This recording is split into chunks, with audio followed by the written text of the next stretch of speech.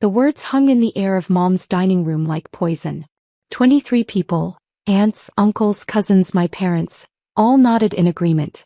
My sister Sarah stood at the head of the table, glass of wine raised, her voice dripping with practiced concern. Maya has always been like this, she continued, gesturing toward me with her free hand. Takes and takes, never gives back. I've built a successful tech company, helped Mom and Dad with their retirement fund, paid for cousin Jennifer's wedding. And Maya? She can't even be bothered to contribute to Grandma's care facility. I cut another piece of roast chicken. Chewed slowly. Said nothing. Dad cleared his throat. Sarah's right. We've all stepped up for this family. Maya, you're 32 years old. When are you going to start thinking about someone other than yourself? She's been like this since we were kids, Sarah added, settling back into her chair with a satisfied smile. Remember when I shared my birthday money with everyone, and Maya kept hers hidden in that little box? Aunt Linda laughed. Some people never change. I took a sip of water. Looked at my plate. The familiar weight of their judgment pressed down on me, but I'd grown used to it over the years. Let them talk. Let them believe what they needed to believe. What they didn't know, what none of them knew, was that I'd been watching Sarah's company very carefully for the past 4 years. I knew exactly how much of her success was built on the anonymous investment that had saved her from bankruptcy in 2019. I knew because I was that anonymous investor. The story started 7 years ago when I was 25 and Sarah was 28. I just sold my first software company, a data analytics firm I'd built from my apartment, to a larger tech corporation for $180 million. The sale was quiet, handled through multiple LLCs and legal structures that kept my name out of the press. I'd learned early that visibility attracted the wrong kind of attention, especially from family. Sarah, meanwhile, had launched her third startup attempt. The first 2 had failed spectacularly, burning through Mom and Dad's retirement savings and money borrowed from relatives. But she had a gift for presentation, for making people believe in her vision even when the numbers didn't add up. Maya, you should be more like your sister, Mom had said at dinner one night shortly after my sale went through. Sarah's out there taking risks, building something. You're still doing that boring government contract work. I'd smiled and nodded. The government contract work was my cover story. Simple. Unimpressive. It kept questions to a minimum. Sarah's third company, Next Tech Solutions, focused on AI-driven customer service platforms. The idea was solid, but her execution was chaotic. She hired friends instead of qualified professionals. She spent money on premium office space and company retreats while her actual product lagged behind competitors. By 2019 she was 3 months from total collapse. That's when she started calling me. Maya, I need a favor, she'd said over coffee. Just $20,000. Bridge loan until our series of funding comes through. I'd looked at her across the table. My older sister who'd spent our entire childhood getting everything while I got the leftovers. The sister who'd convinced our parents to pay her college tuition while I worked 3 jobs for mine. The sister who'd borrowed my car and returned it with a cracked windshield, then convinced Mom it was somehow my fault. I don't have that kind of money, I'd lied. Her face had hardened. Right. Of course. The selfish one strikes again. She'd walked out without paying for her coffee. 2 weeks later I'd contacted my investment attorney. I want to make an anonymous investment in Next Tech Solutions. $95 million. Structure it so it's completely untraceable to me. He'd raised an eyebrow. That's a significant investment in a failing company. I know what I'm doing. The truth was, I didn't want to watch my sister fail. Despite everything, despite years of being the scapegoat, some part of me still remembered the Sarah who'd taught me to ride a bike. Who'd stayed up with me when I had nightmares at age 6. Before the favoritism, before the jealousy, before everything got broken. So I saved her company. Anonymously. The investment came through a venture capital firm I controlled through a shell corporation. Sarah never knew. She thought she'd finally impressed the big investors, that her pitch deck and vision had won them over. She told everyone it was her business acumen that had attracted major Silicon Valley players. The family had celebrated for weeks. Sarah was the golden child again, the success story, the proof that hard work and determination paid off. And I went back to being the disappointment who worked a boring job and never contributed to anything. Over the next 4 years I watched my investment carefully. I installed professional management through the VC firm's board seats. I brought in actual engineers, real talent that Sarah took credit for recruiting. The company stabilized, then grew. By 2023, Next Solutions was valued at $340 million. Sarah bought a house in the suburbs. Tesla. She started appearing at family dinners in designer clothes, talking about the grind and building something meaningful. Meanwhile, I lived in my modest apartment, drove my 7-year-old Honda, and listened to lectures about my lack of ambition. You could learn something from Sarah, Dad would say every few months. She's really making something of herself. I'd nod. Smile. Say nothing. The breaking point came 3 months ago. Grandma had suffered a stroke and needed to move into a specialized care facility. The costs were substantial, $8,500 per month. Mom sent out a family email asking everyone to contribute proportionally based on income. I'd immediately set up an automatic payment for my share, $1,200 monthly. I sent it directly to the facility under a corporate account, keeping my involvement quiet as always. Sarah had pledged $3,000 monthly and made sure everyone knew about it. She'd posted on social media about taking care of family and the importance of giving back. 2 weeks later, I'd received a call from the facility administrator. Miss Chen, I wanted to confirm, you're covering the full cost of your grandmother's care, correct? The payment of $8,500 came through your corporate account. Yes, I'd said. But please don't mention this to my family. I'd appreciate discretion. Of course. Though I should mention that we haven't received any other family contributions despite the pledges. My jaw had tightened. I see. Thank you for letting me know. I'd done some digging. Sarah had never made a single payment. Neither had most of the family. They'd all pledged amounts they wanted credit for, but when it came time to actually contribute, they'd found excuses. Sarah's excuse had been particularly galling. Things are tight with the company right now. I'll catch up next month. Her company, my company really, had just closed a $40 million revenue quarter. That brought us to last Sunday's family dinner. The one where Sarah stood up and called me selfish in front of everyone. I'd sat there listening to her catalog my failures. How I never helped with family events. How I'd skipped cousin Jennifer's wedding. I'd sent a $10,000 gift anonymously, but no one knew that. How I'd never offered to help Sarah with her company. The irony nearly made me laugh. Maya lives in her own little world, Sarah had concluded. She has no idea what it means to sacrifice for people you love. The table had erupted in agreement. Mom had actually teared up, nodding along. Dad had launched into a speech about family values that would have been touching if it weren't so hypocritical. I'd finished my dinner, helped clear the plates, drove home in silence. And on Monday morning I'd sent the email that would change everything. The email to my investment firm was brief. Regarding Next Solutions. Initiate complete withdrawal of all funding. I want the $95 million investment liquidated and board positions vacated within 30 days.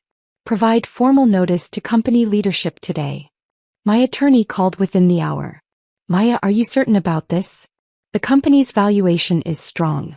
This will trigger immediate crisis protocols in their operations. I'm certain. They'll be insolvent within 60 days without this capital structure. The company will collapse. I understand. There was a pause. May I ask what changed? I looked out my office window at the city below. Nothing changed. That's the problem. By noon, Sarah's company had received the official notice. By 2 p.m., emergency board meetings were being called. By 5 p.m., my phone started ringing. I didn't answer. The first voicemail was from Sarah, her voice tight with panic.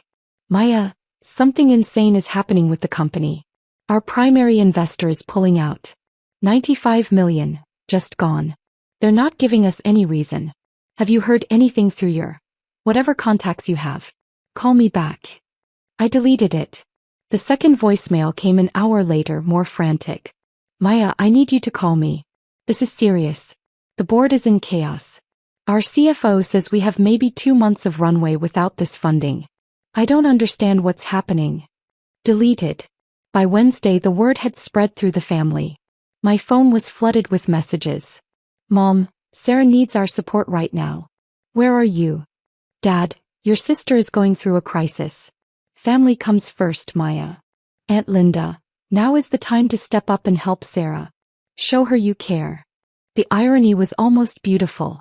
On Thursday, Sarah showed up at my apartment. I watched through the doorbell camera as she knocked, waited, knocked again. She looked exhausted, her expensive clothes rumpled, her usually perfect hair pulled back in a messy ponytail. Maya, I know you're in there. Please. I need to talk to someone and you're the only one who might understand business stuff. Please. I turned off the camera and went back to my laptop. The family emergency dinner was called for Friday night. Mandatory attendance, Mom's text said. We need to figure out how to help Sarah save her company. I arrived exactly on time. The dining room was packed, the same people who'd been there the previous Sunday, but the energy was completely different. Worried faces. Hushed conversations. Sarah sat at the head of the table looking shell-shocked. Thank you all for coming, Mom began. As you know, Sarah's company is facing an unexpected crisis. Her main investor has withdrawn their funding for reasons we don't understand. We're family and we need to come together to help her through this. Dad nodded gravely. We're putting together a family investment pool. We're asking everyone to contribute what they can to help bridge this gap until Sarah can secure new funding.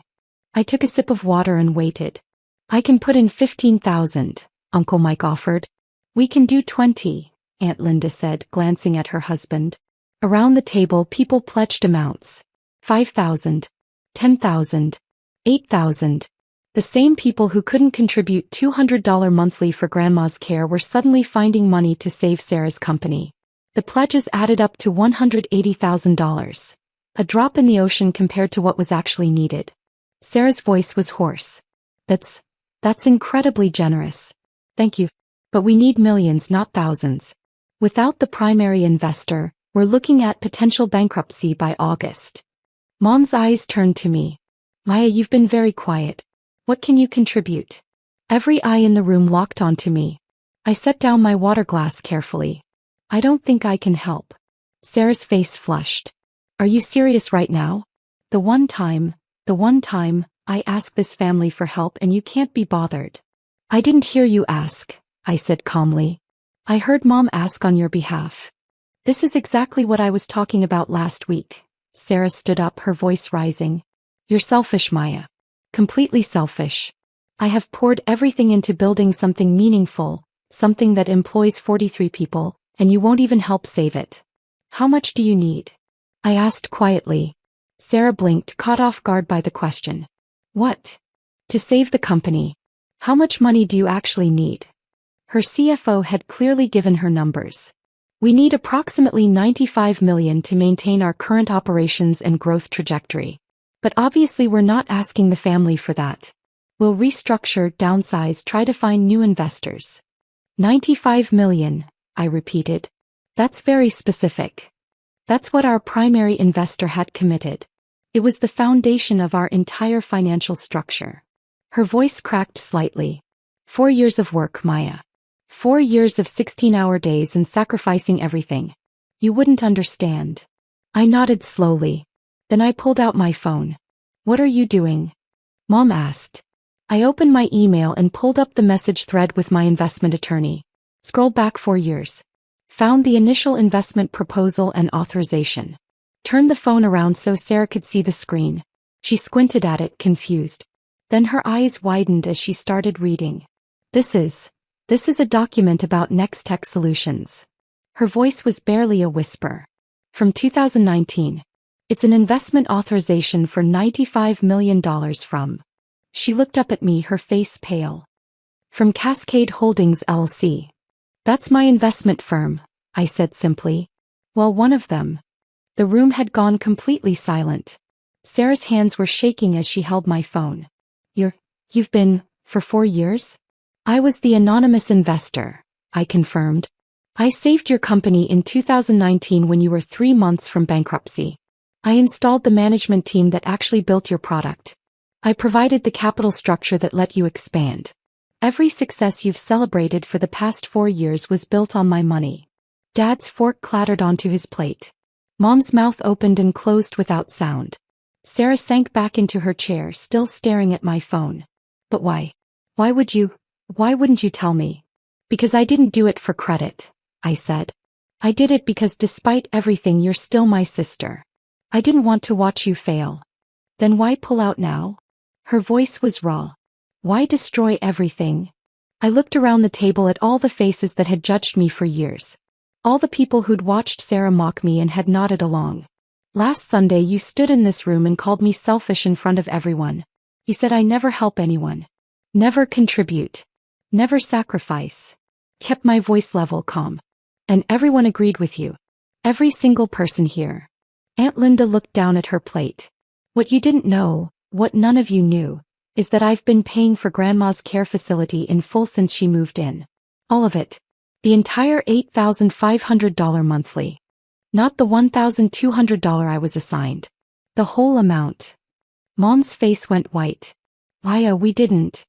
You didn't know because I asked the facility not to tell anyone. The same way I asked the VC firm not to reveal my identity to Sarah. The same way I've kept quiet about a lot of things. I stood up. I've spent years being the family disappointment while quietly supporting all of you. And you know what I realized last Sunday? It doesn't matter what I actually do. You've decided who I am and nothing will change that. Sarah's voice was barely audible. Maya, please. Don't do this. The company, everyone who works there, they'll lose their jobs. You should have thought about them before you spent years treating me like I was worthless. I picked up my purse. I gave you 4 years and $95 million. I gave this family more than you'll ever know. And the thanks I got was being called selfish at a dinner table.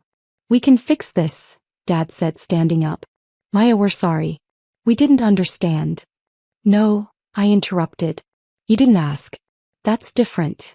I walked toward the door. Sarah's voice stopped me. What about the company? What about the 43 people who depend on their jobs? I turned back. I gave official notice 30 days ago. That's more than most investors would provide. You have 1 month to find alternative funding, restructure, or wind down responsibly. I suggest you spend less time planning family dinners where you humiliate people and more time actually running your company. You can't just, Sarah started. I'm the majority stakeholder. Or I was. The withdrawal will be complete in 2 weeks. I opened the door. For what it's worth, Sarah, you do have talent. You could have built something real if you'd focused on the work instead of the appearance of success. But that would have required actual sacrifice, and I don't think you know what that word means. I didn't attend any family events for the next month. My phone rang constantly. Mom, Dad, Sarah, various relatives. I let it all go to voicemail. The messages were predictable at first. Bigger. Accusations. How could I destroy Sarah's company? How could I be so vindictive? Was I really going to let my pride hurt 43 innocent employees? But as the weeks passed, the tone shifted. A voicemail from Mom crying, "We were wrong about you. I see that now. Please call me back." A text from Dad, "I've been thinking about all the times we dismissed you. I'm ashamed. Can we talk?" An email from Sarah, long and rambling, switching between apology and anger and back again. I didn't respond to any of them. What I did do was make some calls. 3 of Sarah's top engineers, the ones I'd helped hire through the VC firm, reached out to me directly. They'd seen the writing on the wall and were looking for their next opportunity. I hired all 3 for a new venture I was launching. Double their Next-Tech salaries. I also contacted 7 other Next-Tech employees who I knew were genuinely talented. Offered them positions before the company's collapse left them scrambling. 5 accepted. For the employees who didn't join my new company, I set up an anonymous severance fund, $2.3 million distributed according to tenure and need. They'd never know it came from me. Sarah, I later learned through a mutual connection, spent the 30 days desperately trying to find replacement funding. She pitched to every VC firm in Silicon Valley. She called in every favor she had. She even tried to go to the press with a story about being betrayed by family, but her lawyers advised against it when they realized how badly it would reflect on her business judgment. In the end, Next-Tech Solutions declared bankruptcy on day 29. The tech press covered it as a cautionary tale about over-reliance on single investors. Sarah's name appeared in several articles, though never favorably. 2 months after the bankruptcy filing, I received an unexpected visitor at my new office. My assistant buzzed me. "There's a Sarah Chin here to see you." She doesn't have an appointment, but she says she's your sister. I considered turning her away. But curiosity won out. Send her in. Sarah looked different. The designer clothes were gone, replaced by jeans and a simple blouse. Her hair was pulled back in a practical ponytail. She'd lost weight, not in a healthy way. She sat down across from my desk without being invited. For a long moment we just looked at each other. I'm not here to apologize, she said finally. I raised an eyebrow. Okay. I should apologize. I know that. But I don't think you'd believe me, and honestly, I'm not sure I know how to apologize for something this big. She laughed bitterly. How do you say sorry for years of treating someone like they're worthless when you've just discovered they've been keeping you afloat the whole time? You could start with "I'm sorry," I suggested. I'm sorry. The words came out flat, rehearsed. She shook her head. See? It sounds fake even when I mean it. Why are you here, Sarah? She pulled out a folder and slid it across my desk. This is a list of everyone who worked at Nextech. Their contact information, their specializations, their situations. 7 are still unemployed. 12 took positions at companies where they're overqualified and underpaid. 3 are considering leaving the industry entirely. I opened the folder but didn't look at it. And I know you hired some of them. I know you probably helped others in ways I don't know about, because that's apparently what you do. Help people secretly while they treat you like garbage. Her voice cracked. I'm not here to ask you for money or to save me. I'm here to ask you to help them. The people who lost their jobs because of my failures. Not because of you. This wasn't your fault, it was mine. But you have the resources to help them and I don't. I studied her face, looking for manipulation or hidden agenda. I saw only exhaustion and something that might have been genuine remorse. What are you doing now? I asked. Contract coding work. Freelance projects. I moved back in with Mom and Dad. She smiled without humor. Turns out I'm not actually good at business.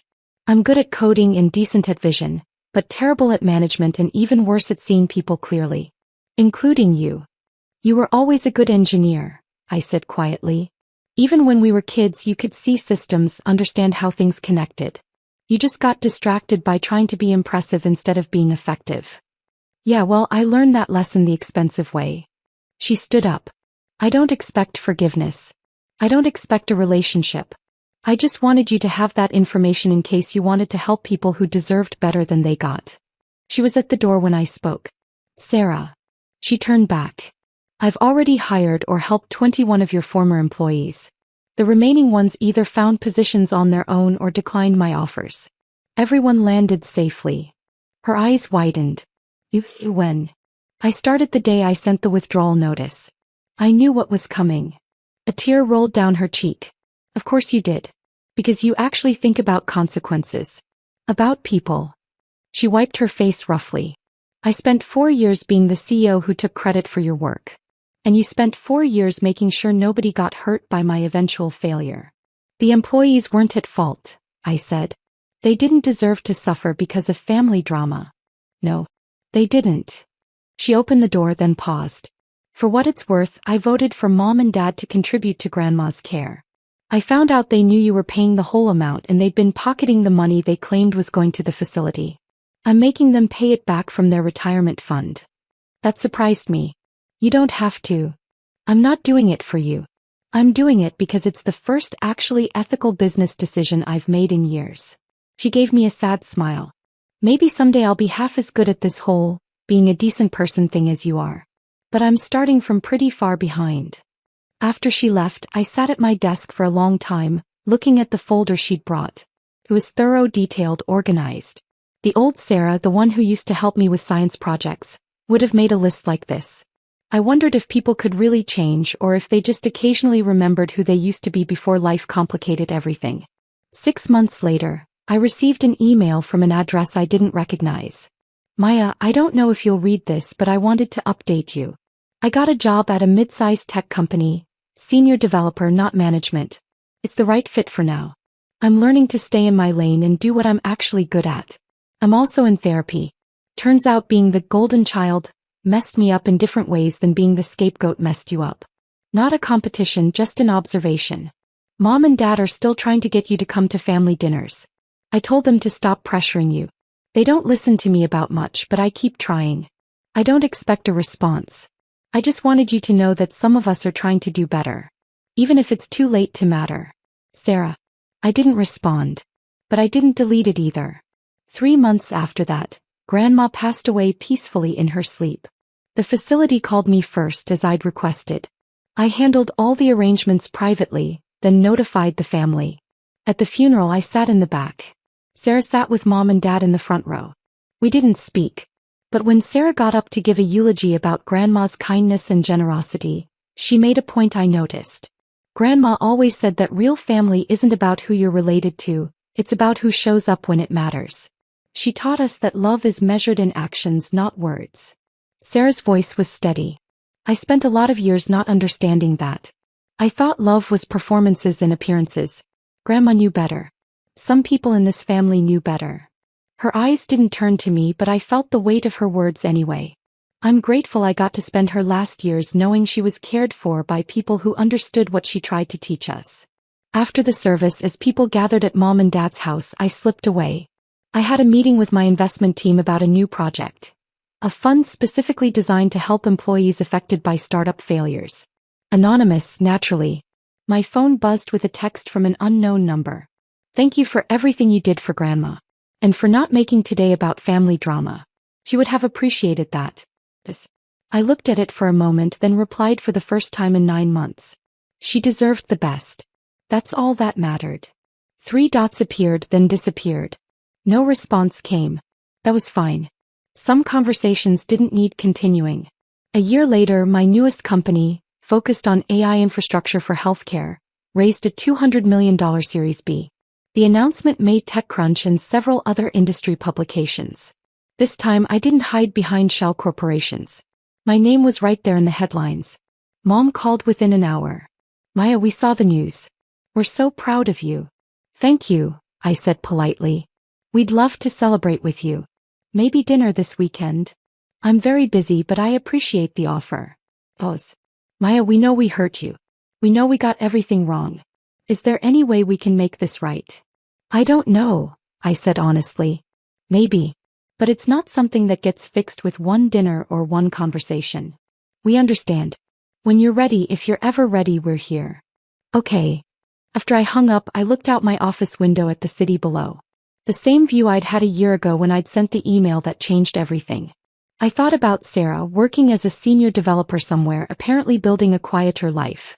I thought about the employees who'd landed safely because I'd planned ahead. I thought about Grandma, who used to slip me cookies when Mom wasn't looking and tell me that being underestimated was sometimes a gift. The people who truly see you are the ones worth keeping, she'd said once. The rest are just noise. I'd spent 32 years as noise in my family's story. A supporting character, a disappointment, a convenient scapegoat. But I'd built an empire in that background space. Created jobs. Changed industries. Helped people who would never know my name. And I'd learned something valuable. The opposite of being seen isn't being invisible. Sometimes it's being exactly powerful enough to control your own narrative. My assistant buzzed. Your 3 p.m. is here. I turned away from the window. Back to work. Back to building something real. The family drama was behind me. Not resolved, maybe it never would be, but behind me. And that, finally, was enough.